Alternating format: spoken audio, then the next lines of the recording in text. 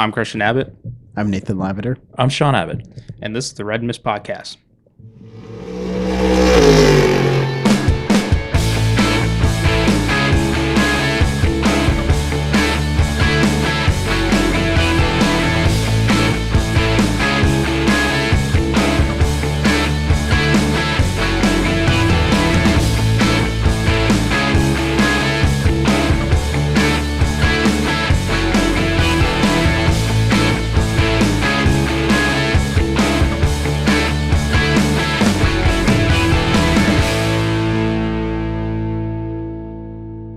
Hello, welcome to the Red Mist Podcast, Season 3, Episode 26.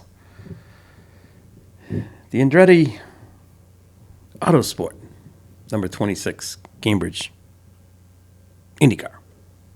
You weren't going to go with the other one? What was the other one? The Wonder Bread. Oh, 26. the Ricky Bobby Yeah. of, what was the team? Dennett Racing. Dennett Racing. Yeah. That's right. Yeah. No, I didn't go with the Wonder Bread. That would fulfill Nate's NASCAR. Yeah, I know, but NASCAR, we've had enough NASCAR. Yeah. Anyways, on tonight's episode, we'll talk briefly about NASCAR, and then we'll talk some F1 from the Red Bull Ring.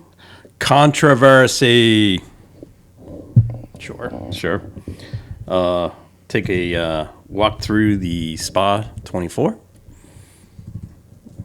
Yeah, walk. Well, it was actually, there was when you get 60-something cars, there was one bad crash. Actually, there were two. The Porsche that went up and over, and then the Ferrari that got wiped out on the front straight and then got hit. Did you see that? The Ferrari one I saw, the Porsche one I didn't. Oh, you didn't see it? Yeah, the Porsche up the top of the camel. He went into the chicane there. Yeah. And put it up and over. Okay. And then, we had 6 hours of rain overnight. Not much you can do there. Yeah. And then, we'll get to it. Finish. The finish was controversial, too. Yeah. Very much. Yeah, well, I got some thoughts on that, but anyways, and then we have some news and notes, and then we'll look ahead to the British Grand Prix. Is it the British Grand Prix or the Grand Prix of Great Britain? It's not the Grand Prix of England. It's the British Grand Prix. It's the coming home Grand Prix. Right, it's coming home. Yeah. Yeah, much like the England soccer team's going to be coming home this weekend too. They won't be bringing it home, but they'll come home.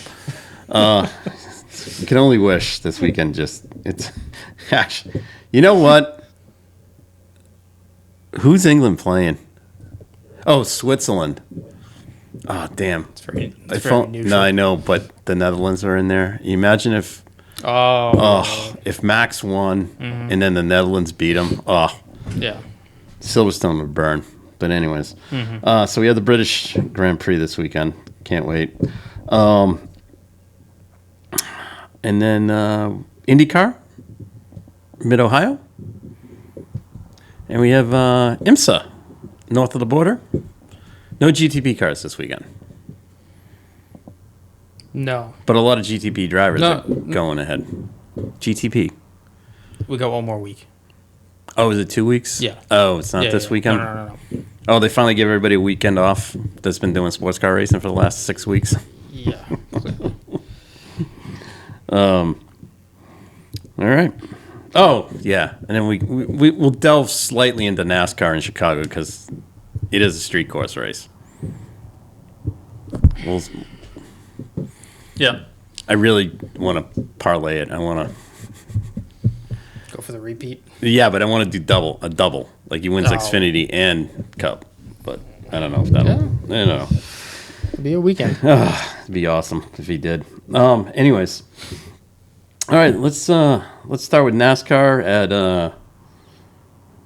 Nashville Superspeedway, which really isn't in Nashville. It's near Nashville. Still a better racetrack in the area. Yeah, it's fine. Rain interrupted race. Shocked. It was only 1,000 degrees there all weekend, so Great time to be in Middle America. And then, somehow Logano saved massive amounts of fuel and won the race. Left a lot of questions out there. Car did pass tech, but I'm sure that car is going to be looked at a little bit more. I don't really have anything to say about this race other than that. It was I watched the highlights and uneventful. Best way to describe it on my end. As usual, I did not watch the race, so okay. Did you watch anything with the highlights or no? Yes, I watched the F1 race, and then I caught the ending of the Spa 24 because I was not home to watch that. But you didn't watch any of the no highlights of this? Of the NASCAR? Yeah. No. Okay. No, because how did the race finish? Logano won. No. I know he won, but was it green flag until the end, or was it? It was. There was a couple crashes and then green flag to the end, but he somehow saved some inordinate amount of fuel, which no one could save, and people were running out of gas. Sorry, I did see one highlight that Larson ran out of fuel on one of the restarts, and then put Busch in the wall because everyone stacked up and didn't know what was going on. Denny threw a hissy fit at Kyle because he didn't like getting passed on the stage for the stage. Larson passed him at the stripe, beat him on the end of the stage, and Denny got all pissed. I don't. It's Denny. It's Denny. It's the halfway point of a race. I know, but it's Denny. You're not supposed to touch him. You're not supposed to do anything to him. It's just the way he is. Okay. Anyways, typical NASCAR crap. Yep. Let's just take a quick peek at the standings. I don't think anything's changed. Larson is still leading, and he's in. Elliott is in second, and in. Denny's third, and in. Reddick's third, fourth, and in. Truex, no wins, fifth. Christopher Bell, in. Byron, in. Blaney, in. Keselowski, ninth, and in. Then we have Logano's in, but he's in 14th, but he's in. Suarez is in. He's in 18th. Cindric is in. And then of the non-folks that aren't automatically in, we have Gibbs in 10th.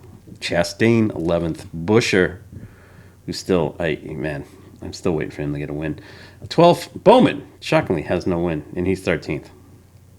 And then we have Darrell Wallace and Chase Briscoe round out again, no wins, but they round out the top 16th, and Kyle Busch is the first guy looking in.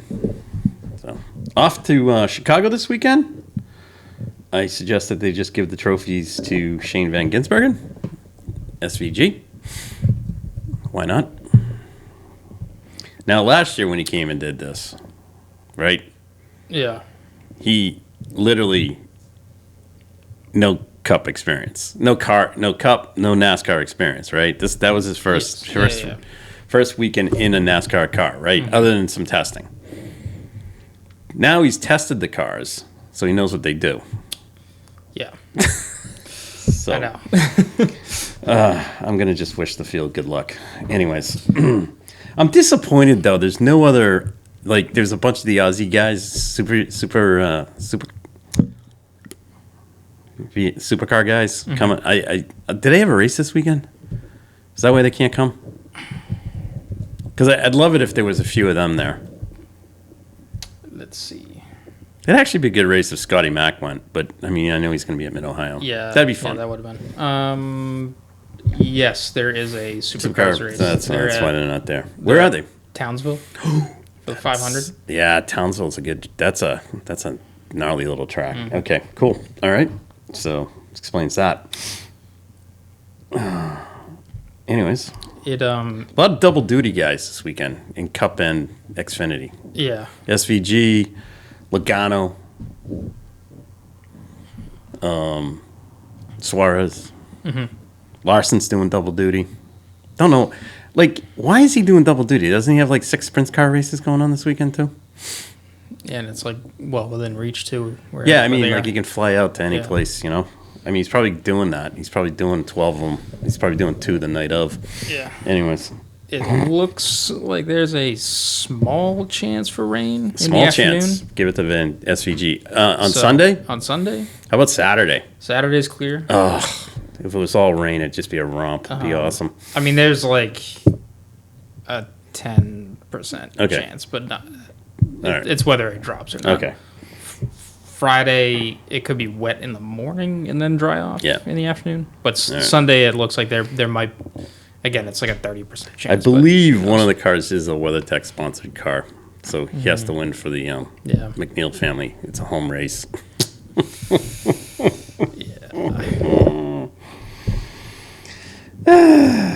He's driving a Wendy's car though.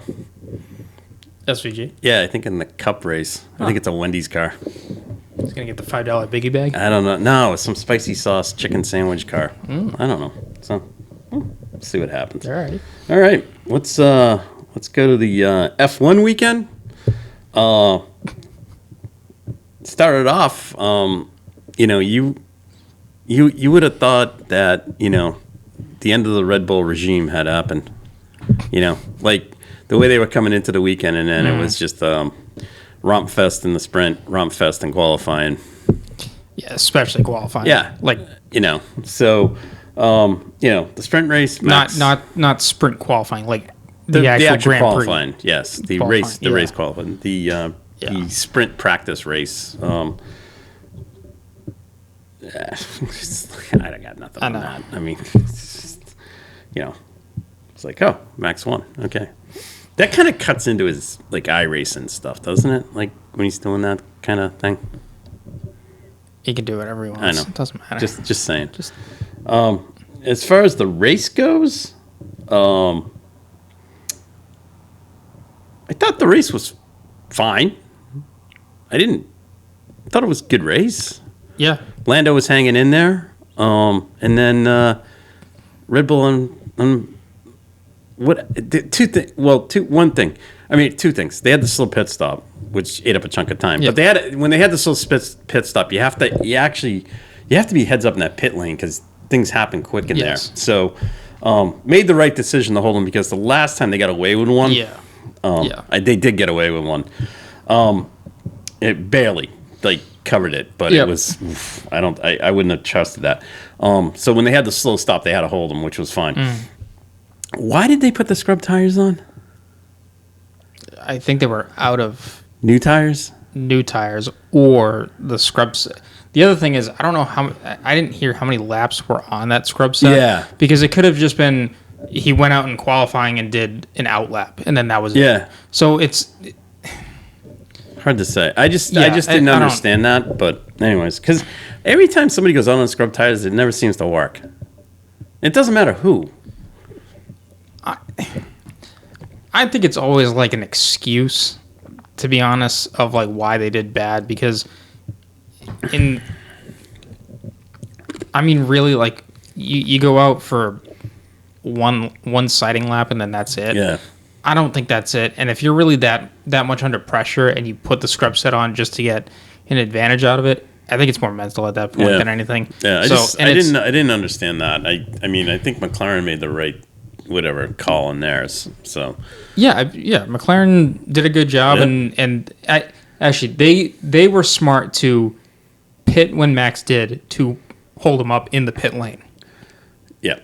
So that was good tactical strategy from them to throw him off. Or put pressure on them. So let's move forward to the rest of the race. There was some good mid-pack battling. The Haas's were in it for some reason this weekend. I have no idea, but it's Austria. But at the end of the race, Hulkenberg passed the Red Bull to they did beat a Red Bull. Yeah, and they sandwiched the Red Bull. So good on them. The controversy. Oh, you mean the Alpines fighting? Oh, I can't even. It's just, I don't know. Anyways, I can't even. I just wait because that's now it's now taken over. Well, Ferrari.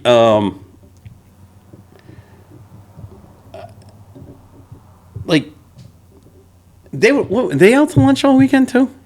No, Leclerc got damage from getting pinched on the first lap. Yeah, but like even the rest of the weekend they weren't. They were all over the place. Well, between them, Mercedes, and McLaren, it's always been a toss-up of somebody has a bad weekend. Yeah. Okay. Yeah. Who's leading that weekend? But like it is a toss-up. But now it's been like 2 bad weekends in a row from Ferrari. Yes. However, going to Silverstone, I think this is it Silverstone or Silverstone? Great Britannia. Yes. I think this is where Ferrari might come back a bit because why not? Because the car is allegedly quick. Allegedly, they have to win Monza, right? So the car must be built for engine power and for high speed. So it should do well. Okay. There. Right. Now whether it can hold on to its tires, that's a completely different thing because that's been their issue. So let's get down to it. Max was under pressure. Lando's throwing everything at him. Mm. Screaming and yelling, doing this, he's doing that. I don't care who it is. I can't stand it. Just shut up. Mm. All right? Because they saw it, okay? They're not dumb. They're all watching. Like, the wall's watching it. The pit wall. Who on the pit wall? The team. The team's watching. Okay. The McLaren guys, we're going to call it. They don't need Lando screaming in their ear. They don't need Max screaming in their ear. It's just like, just drive, okay? Mm. Now, Maxie, and this is on every one of these guys. It's all from their karting days. They all move on each other, okay? And it's all because it's because of karting. That's where they learn it all. Like they learn how to block in karting. That's where they learn it, okay? Do I like it? No, I think it's Bush. Now, I'm sitting there going, Lando must know that Max is going to defend this to the hilt, okay? Because this is like he's gonna win this race. He wants to win this race no matter what, just because of what it is, okay? Mm-hmm. If you're Lando, this is what I don't get with some of these guys, and I know I don't want to, I'm going to concede that Max was all over the place, and he was, and he was overly defending, but if you're Lando, there has to be a place on that track that you could have got by him without putting the car at risk. Well, yes, and the only other comment I have is when he came. Is that turn 3 at the top of the hill? Yeah. Could he have? I'm just saying, because I think I saw a video from 2 years ago where Max did the over/under on somebody. Mm-hmm. Why didn't Lando try that? Well, I think that's what he was going to do that lap when he went to the outside. And he just got to a spot where it was like, ugh. Okay, so he over, like, I think, did he overgo, like, he should have just been laying back just a tad more, right? And then he could have done the over/under. He got too much up aside. No, he should have been. Okay. Yes, I'll say that Max moved a little bit under braking. However, the other thing too is the point that I was thinking about while I sat there watching it was I watched Max's on board and he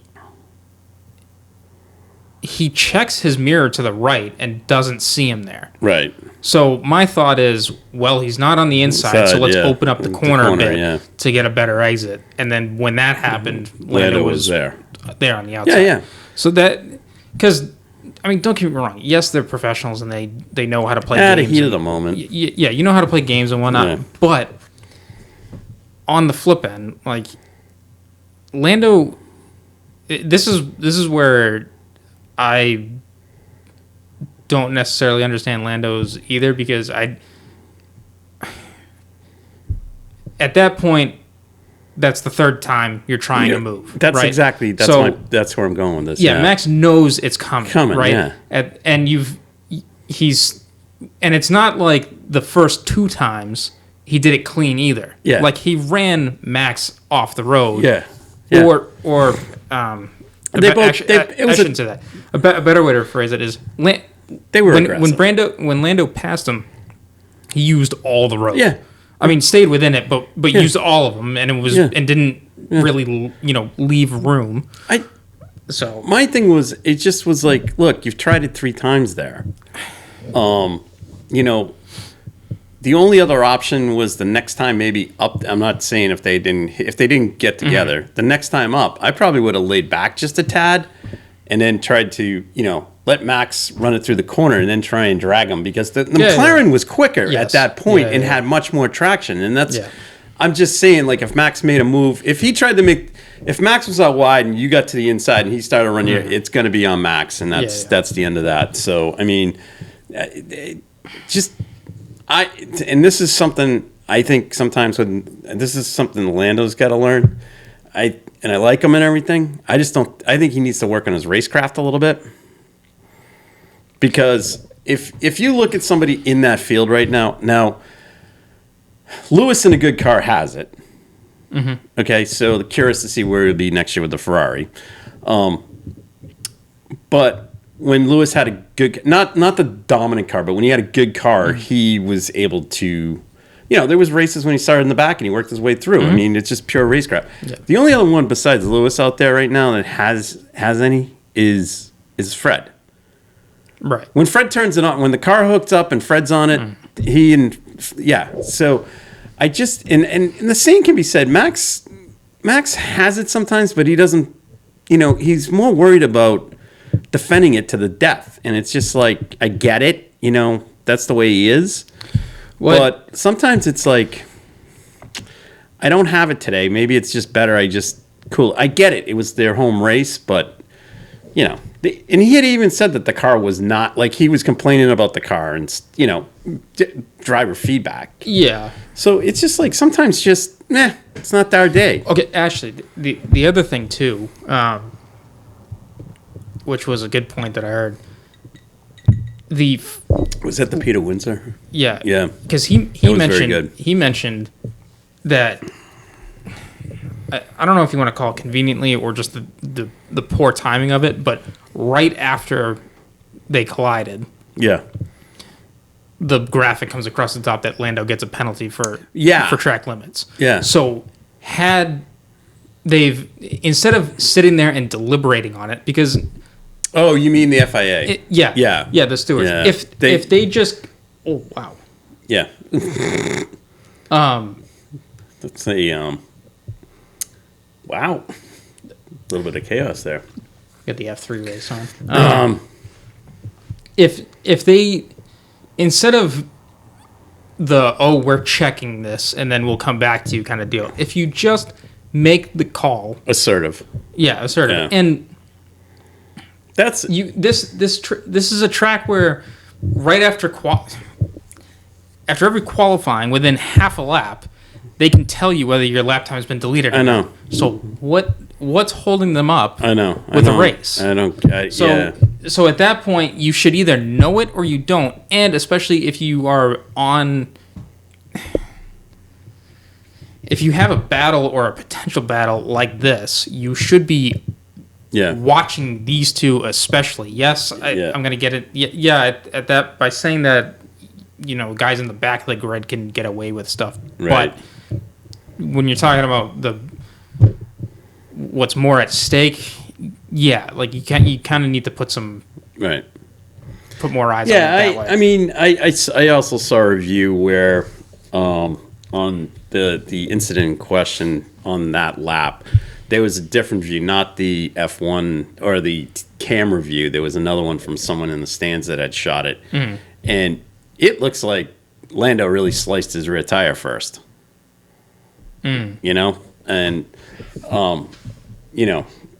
wing got into the car, and then it made it look worse So the initial one, I think Max hit his floor, Lando's floor. Yeah, I don't know. And then the second hit was that's where if anyone's talking about the second part of that where Max runs Lando off. At that point, Max has a punctured tire, so he doesn't have control of the car. Yeah. So I don't think that's that's really a great argument. And then also I guess the third phase of it where Max is moving across to the right, going down that next straightaway and quote unquote pinches Lando there. At that point, Max knows that he has a puncture and he's trying to get out of the way for everyone else to pass him on the right. Or, I'm sorry, on the left. So.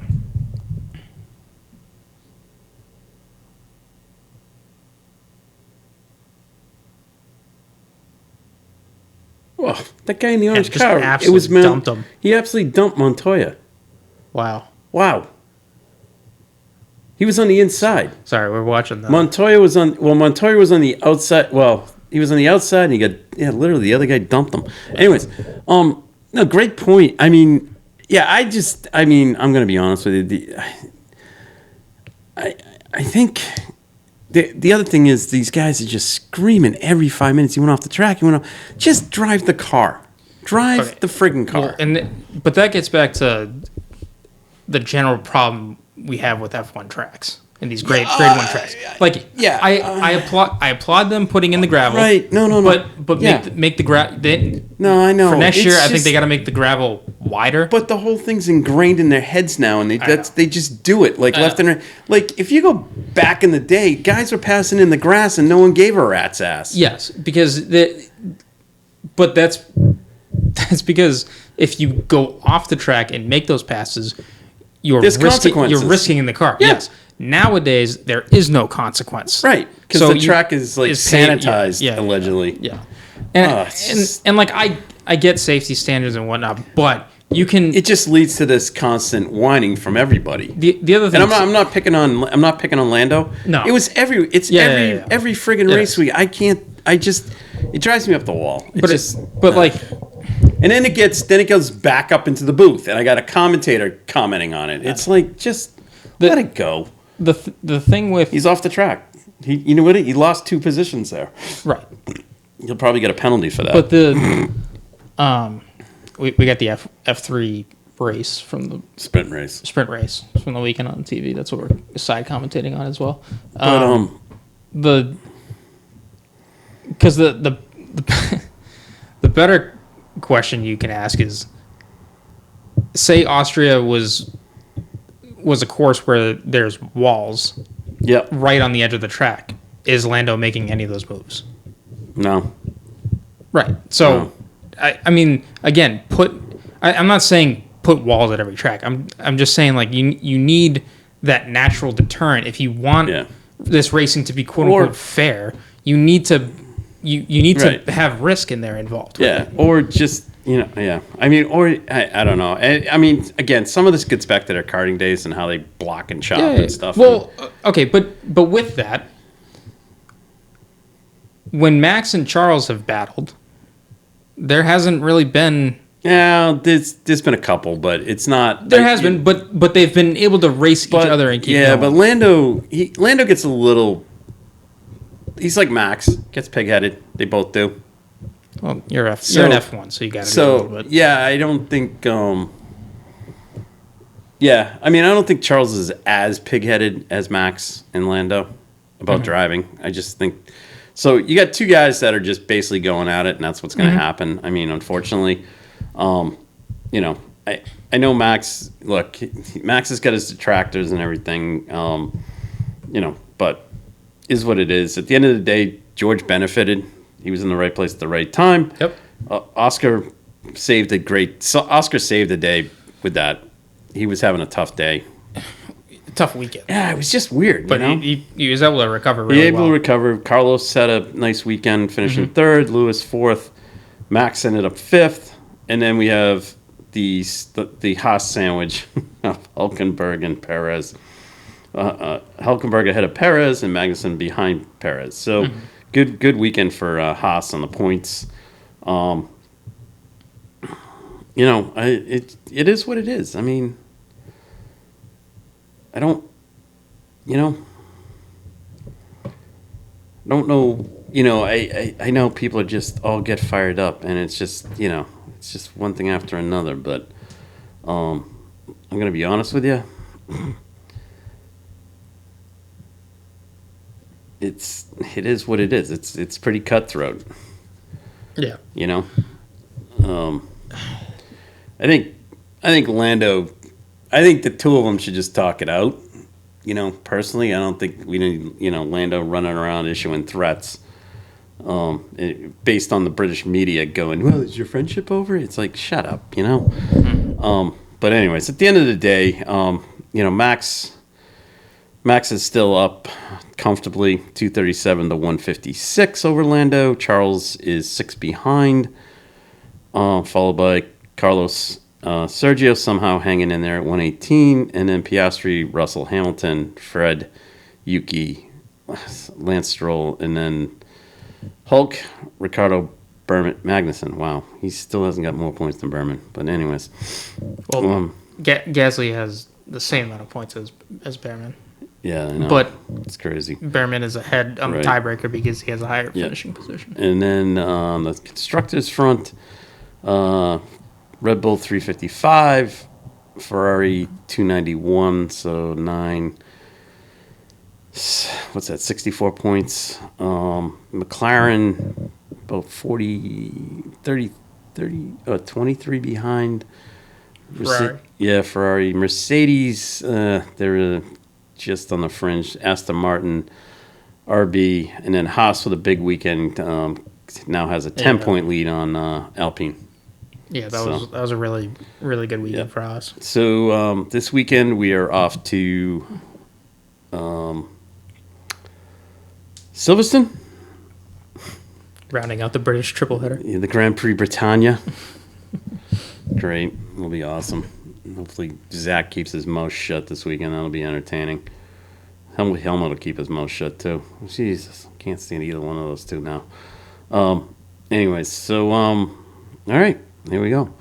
Let's move on to Spa and the centenary running of the 24 Hours of Spa. I didn't even know that was 100th running. Well, is it the 100th running or the 100th anniversary? I think it's the 100th running. I would go with the anniversary. Whatever. All right. If I guess. Just like, wow, it's been around 100 years. Yeah, I mean, still, yeah. Anyways. 66 cars took the... Was it 66? I swear to God it was 66. I think it was. Took the green flag and GT3, all GT3 cars, right? Yes. And wow, it was. I mean, when it's dry there and these guys are going at it, it's entertaining. Oh yeah. When it rains and it's not downpourish, it's still entertaining. Yeah. These guys are just they're all it's really good. Ferrari, the EF Corsa Ferrari dominated the race. The Porsches ran into problems, and then the BMWs ran into problems. Even though BMW finished third, but they had a good start to the race, and then it went downhill. Aston kind of hung around, basically for most of the race, and then we went into the overnight. And then we had a long period of rain. I think it was a 5-hour yellow flag. I hate to say it, similar to Le Mans. But I mean, it's so dark, and it's like Le Mans. It's so dark and it's so fast. You can't, when it's like that, you can't risk those guys being, somebody not having a huge accident. And there's been some big ones there. They had a. They had flag statistics for the race that they were keeping track of. Oh wow! There was green flag running for 14 hours and 39 minutes. Yeah. There was. They've broken down yellow flags into 3 categories. There's just your waving, or your standing yellow flag just for caution. Then there was a full course yellow category, and then also a safety car category. The full course yellow, they just did like code 60 kind of deal where they just slowed everyone down and they didn't put the field together, back them up that way. Gotcha. So for just your local yellow time, it was 28 minutes. So not bad there. Full course yellow, they ran for 3 hours and 37 minutes. And then safety cars, they had 17 of them, where they did 64 laps under safety car, which took 5 hours, 16 minutes. So, yeah, it was a lot. In comparison, they did 361 green laps in that 14 and a half hours. Yeah. So. Wow. But yeah. So, I mean, I don't know, like 40% of the race done under yellow in some capacity. It's not great. I know there was a lot of rain, but yeah, the thing that between this and Le Mans too, I actually and even the 6 hours the other week, I'm not too thrilled with the amount of yellow that's been going on, and I know I get it. It rained during all three of them, and was kind of ridiculous at some points with the amount of water that was coming down. However, like you gotta just back off. Yeah, a bit. Like there's some of these guys, some of the incidents that were out there that were. I get these cars can be hard to drive, but just slow down. Yeah, but these guys are all flat out. I know. It just that's the thing that kills me is like, oh, it's the perfect time to make up time. Of course it is, but it's also super easy to lose it all, and it's not like any of these guys haven't run in the rain either. So that's the thing that puzzles me of just how much they're. I mean, I get it. It's risk versus reward, but I mean, I just really like. There's, I don't know. I guess it gets back to what we were discussing with Max and Lando, just like biding your time and trying to find the right moment of when to really put it all together. Using racecraft versus once we got back to running in the morning, as the rain came in and we went into the early morning, the Ferrari got back out, and the Ferrari, I mean, it was quick all weekend. Oh yeah, but it had David A. Regan and Pierre Guidi in the car along with Eliseo Rivera, who's very good. It's a very stacked lineup. Like, it's not all these lineups are stacked. Yeah, the pro lineups especially were very good. Yeah, it was some of the pro-am lineups were pretty stacked too. Yeah.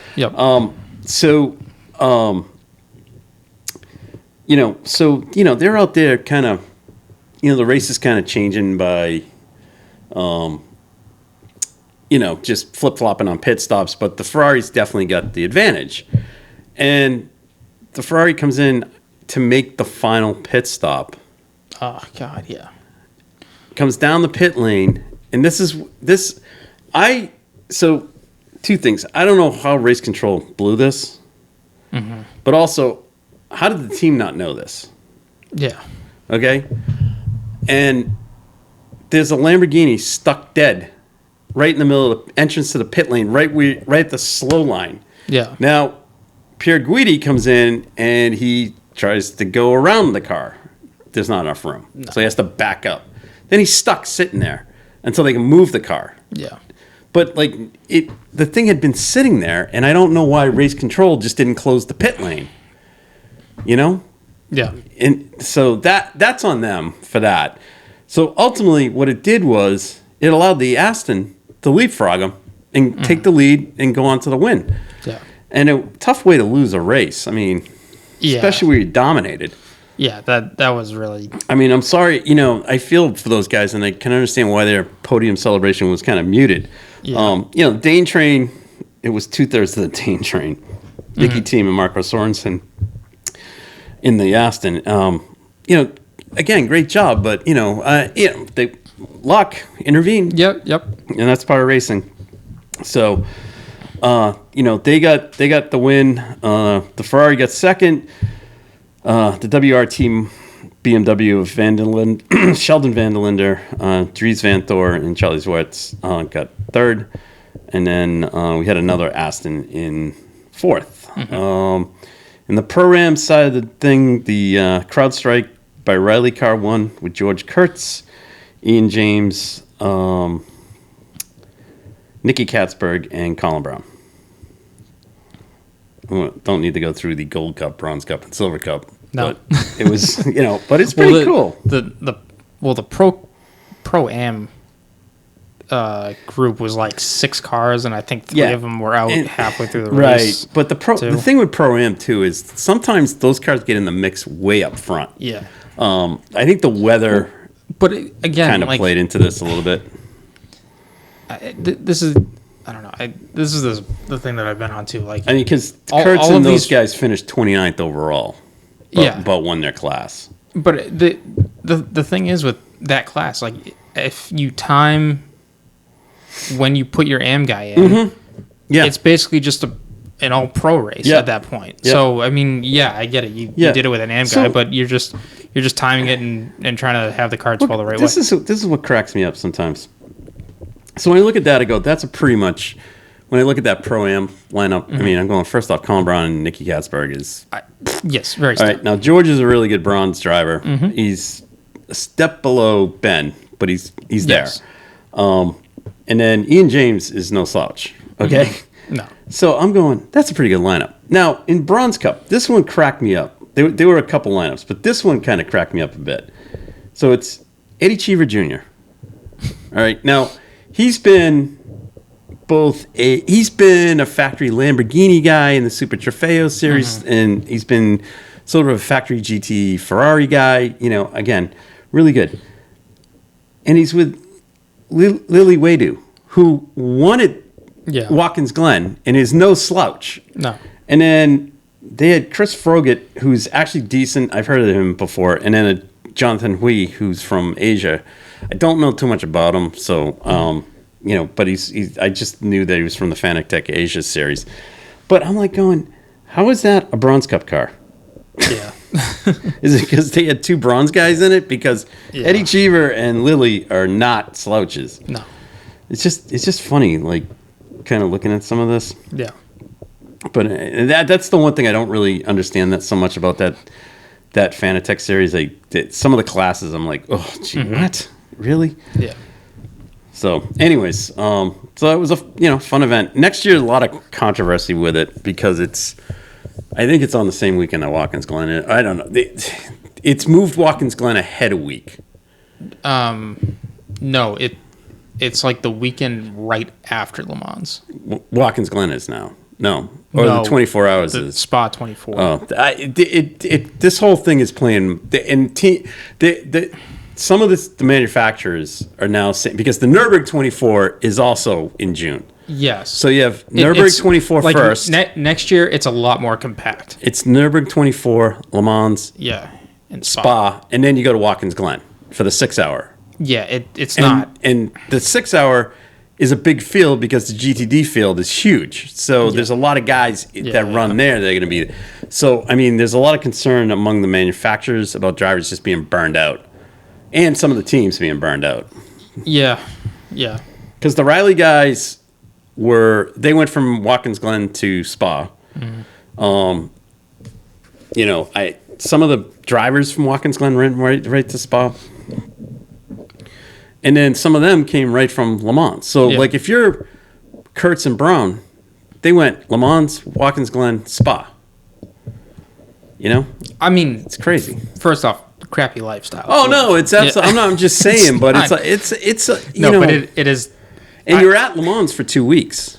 Yeah. Essentially, because you have the test weekend, then there's some downtime Monday, Tuesday, but you're right back in it on Wednesday. The only day you got down is Friday, and then you're into the race, and then you get the race over with on Sunday.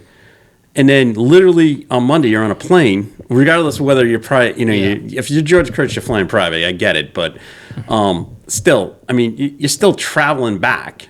Well, and even some of the pro guys had the Detroit weekend. Right. If you want to throw, I mean, I shouldn't say just Detroit, but there's also other local. Right. Look, if I had the ability to be in it, I'd be in it, if I was getting paid to do it, I'm not complaining, but it's getting to be a lot. Yeah. And these races are not, they're sprint races. For the whole thing. Yeah. Yes. So, you can understand where these manufacturers are really starting to like, is this really a good idea? I know. So. Yeah. And it's just. And you're on some of the most demanding tracks in the world. Yeah. Yeah. So, anyways, so that kind of wraps up Spa. Actually, that wraps up June. Yeah. So with the end of Spa, that also completes the 72, 78 hours of racing that a few guys did. So unreal. Congrats to them. Yeah. So wow, what a month. All right, let's kind of move into news and notes. Big story today came out involving one of our favorite IndyCar teams, not Arrow McLaren. I shouldn't say that. The management is getting to be. Oh man, I'm starting to think about this too. Yeah, and I'm starting to think about this in a certain way. Is you had if you go back a year or two. Yeah. What's his name? Mike Hull's stepson. He used to. He was Pato's engineer, but also he was kind of running the team, like kind of managing the team too. He was there for a bit, and then all of a sudden he left. Mm-hmm. And it was just like, well, I'm gonna, take a step back, get married, and I want to have a kid. But then all of a sudden he shows up at Ganassi. Mm. So kind of was like, well, quit, took a gardening leave, went to Ganassi. I'm like, okay. But then again, it's Mike Hull's stepson. If Mike feels he's ready and Chip feels he's ready, then good on him. And then you had Craig Hampson goes over there. And he's there for about 2 years. You figure this is good. He's going to work with Alex and whoever. And all of a sudden, boom, he's gone. Yeah.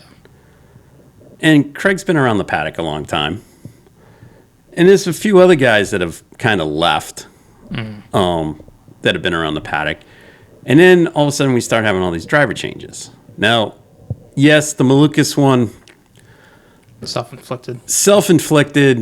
And probably started a lot of this. Well, it definitely started this season's started something. Yeah. So got it. Like, you know what? We were expecting you to do this. You didn't live up to it. Okay, fine. That's the harsh realities of racing.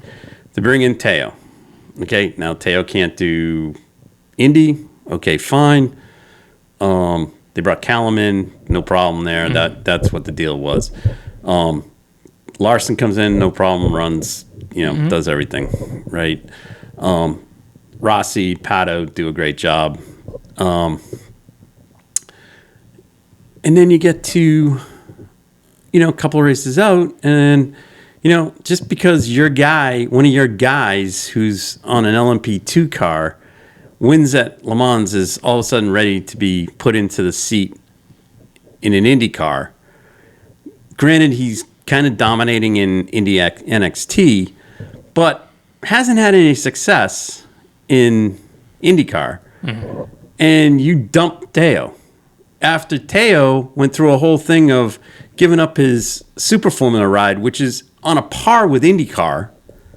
He was probably making the same coin. And leave him holding the bag, And now it's like, Rossi took the high road today, but they're replacing Rossi with Lundgaard. And I'm going, I'm not a Lundgaard fan. Okay. I like Renus better, but I'm not a Lundgaard fan. Okay. Do I think he's better than Rossi? Absolutely not. Is he cheaper than Rossi? Probably. Does he probably bring funding? Probably. Mm-hmm. Does Nolan Siegel bring funding? Definitely. Yeah. Is Arrow leaving McLaren at the end of the year? Absolutely. So this is starting to explain things. Now, the one who's going to get caught in this is going to be Pato. Yeah. Because Pato's going to come looking for, you know, he's going to look for something, and like in terms of money, and if they don't have a big sponsor on that car, I'm you know, or somebody that's going to fit, you know, the Arrow thing. Yeah.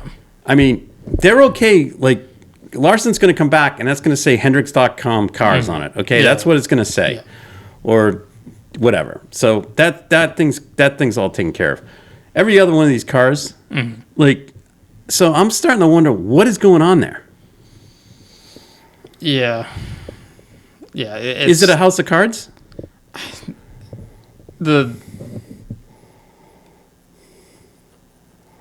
It's definitely had its the whole driver contract stuff is really is making this really evident of what the situation could potentially be. Not that they haven't said anything, but it's starting to add up, like you've alluded to. So I mean, I wouldn't be shocked, but I mean it is. Now, Rossi's father, Peter, he takes care. He and one other guy manage Alex. So I mean, they're not. They've been around. They've been in Europe. They're not new to this whole thing. Yeah. So they were trying to negotiate a deal since the beginning of the season with Zach. Now, knowing Zach, he's talking out of both ends of his mouth. Okay, I'm getting more and more. Yeah, I'm not. Like, I thought he was a breath of fresh air, but now I'm going, he's more and more of a huckster. Yeah. You know? And it's like, people can sit there and say Chip sucks or like whatever, but I never see Chip like. But you know the difference though, at the end of it, Chip wins. Chip wins. That's my whole thing. That's my whole thing. I mean, like he can at least justify why he's doing it. I'm going to be like, I guarantee you at the end of the season with Penske, there is going to be, like, I do not want to be in a closed door meeting. Yeah. And this doesn't include the drivers too. I guarantee you this. With Roger, and this is going to be, I think he had a come to Jesus moment with his sports car team because they were horrendous. I mean, it was so on Penske, like it wasn't even funny. He's going to have it with the NASCAR team. All right. And he's definitely going to have it with the IndyCar team. And I mean, now, I think maybe someone might leave, maybe, but the two McLaughlin and Newgarden are going to get spoken to at the end of the season by him. Power shut his mouth, so he's not. Power's also been in it long enough. Power's been in it long enough. The way Newgarden and McLaughlin handle it, poor. The rest of the team handled it. I thought Cindric and those guys handled it. They took the blame, and but those guys have also been around Roger long enough. But at the end of the day, Roger's still going to blow up at everybody, and it's not even going to be funny. So, he's going to take care of that. Brown, on the other hand, I have no idea what's going on over there. I mean, I get frustrated with Andretti overall because sometimes, it's just like, you guys are there, but yeah. But it's a different. But now I think they're starting to put it together because they went to a smaller team. Yes, they went to 3 cars, and I think that's been the difference. And I think next year is going to be a bigger difference with that. Now, could they come back to 4 and bring Rossi back? Sure. Yeah. I don't think that's going to happen. I will say this: I could see Shank taking a flyer on Rossi.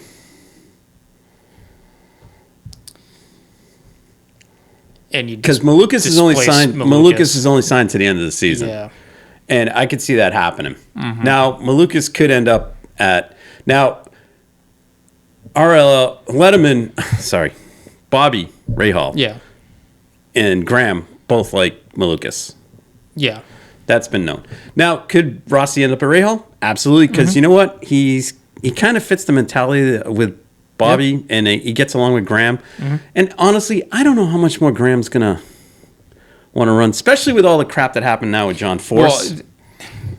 Well, the other thing, too, is he could basically just take Lundgaard's seat. Yeah, he could. So it's not even displacing He could, right. But it's, with Graham, it's like Graham's I think this thing with John Force right now has kind of made him starting to rethink things because he got banged up pretty good. And granted, John Force is 70 years old, but but Graham's kind of he's a very thoughtful person. And we sometimes make fun of him. But anyways, so yeah, could I see him go over there and be the team leader over there? Absolutely. Could I see Shank taking a flyer on him? Absolutely. Yeah. If Andretti's going to say 4 cars, maybe. Well, over there, it's Herta, Kirkwood, and Ericsson. Okay. Marco's the 4th car for Indy, so it'd be 5 cars. But look, Gamebridge can just sit there and write a check all day long, and also Guggenheim can sit there and write a check all day long too. The only other spot that he could go to, and he does have connections to this, is Prema. Yes. Yeah. If I'm Prema, he'd be on the list. And now. There's been rumors about Sargent going there because he brings funding, but also Teo drove for them. Yeah. So if they could fund it, if you go Rossi and Percher, I think you're better off. Yes. Nothing against Logan, I'm just saying, but Logan can bring money. So no, but the other. Logan can take money and go to Rahal too. I mean, that's he can do that. I mean, well, I guess the other thing too. Well, are they committing to only 2 cars? Who? Prema? Yeah, 2 cars. Because I guess I have to think. Prema's definitely wants funded drivers. Now Malukas fits the bill. It's just I think he's in a bit of a squeeze, and I think Alex now tips the card somewhere. He's going. He did allude to the fact that there is several things in the paddock right now. So, I don't think he's gonna be. I mean, anything that happens with McLaren now, it's just like I just sit there and just roll my eyes. I don't even care. Yeah, and that's unfortunate with that. And honestly, Pato is stalling his career with those guys, and we've talked about this. Well,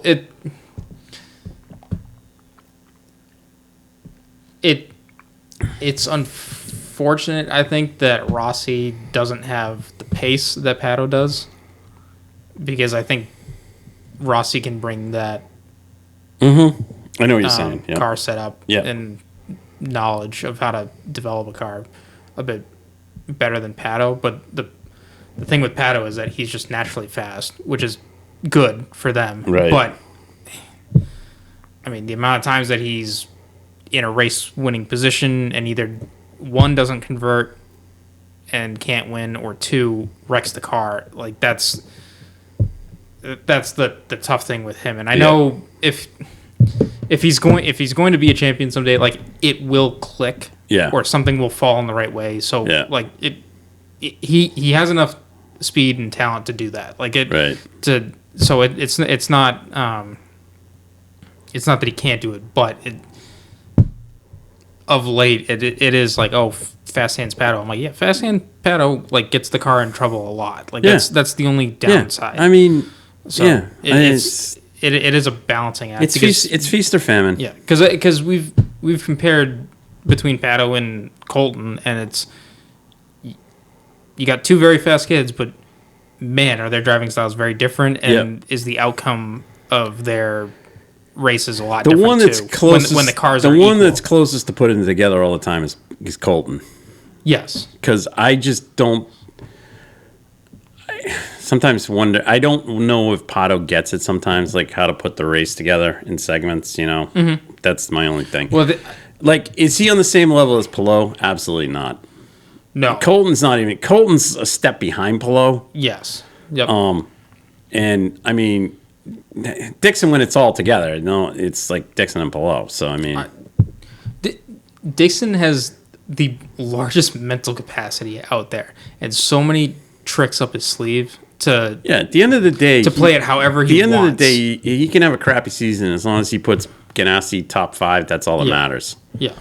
And that's how he looks at things. Mm-hmm.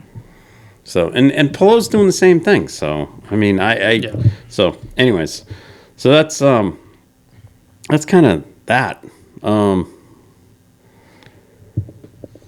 That was all the freaking news. Yeah, It's probably gonna start ramping up. Yeah, it'll be interesting to see. So it definitely where things fall. I guess Rossi's the next peg in the IndyCar paddock. Yeah. So and then Carlos is still. No one knows. Mm-hmm. I mean, in the F1 paddock. Yeah. Oh yeah. Well, he said that he wants to make a decision pretty quick, and then, I can't remember his name, but Haas's team principal said that that they were going to try and make a decision on next year's lineup soon. Oh God, I know it's going to be. Oh please God, I hope it's not Ocon, but it is. Anyways, I know it's going to be Ollie, but anyways, okay. All right, so we got Formula One in Britain, England. Mm-hmm. So our picks. Oh yes. All right, for F1, Nate has got his picks in. He's gone for Norris to win, Verstappen to come in second, Lewis to come in third. Or I'm sorry, Russell to come in third. My bad. Okay. And he had Hülkenberg as his dark horse. All right. I'm gonna have Carlos. Okay. Max. Lando. Alrighty. My dark horse. Yuki. Alrighty.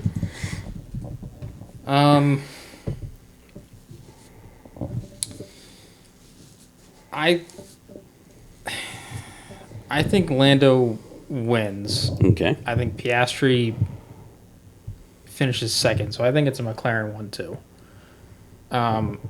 And then I think I'm going to go with Russell third on this one.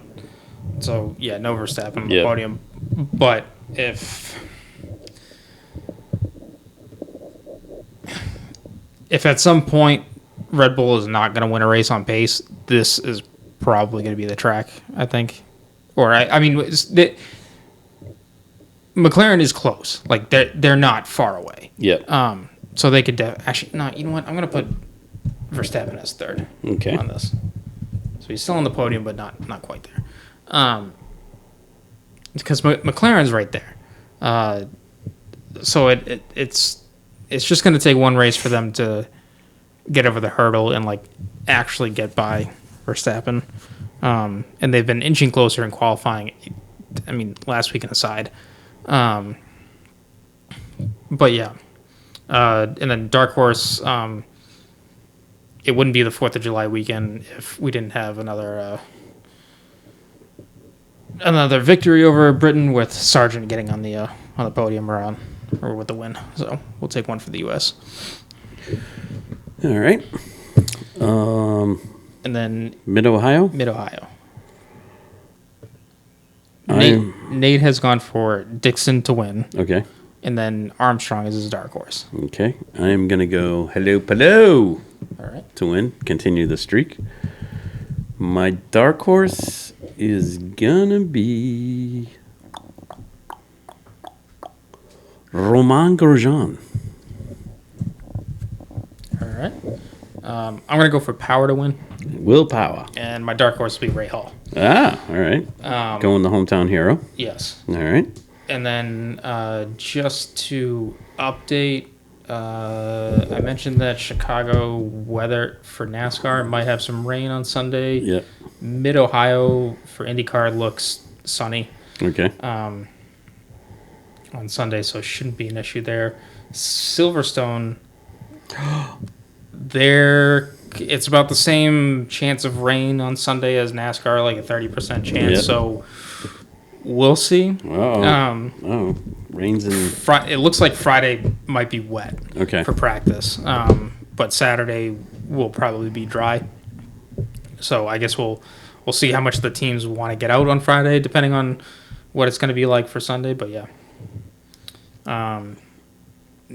Interestingly enough, I don't know why it never really clicked with me for this, but Mid-Ohio and Chicago are going to be in the 80s, but then temperature-wise, and then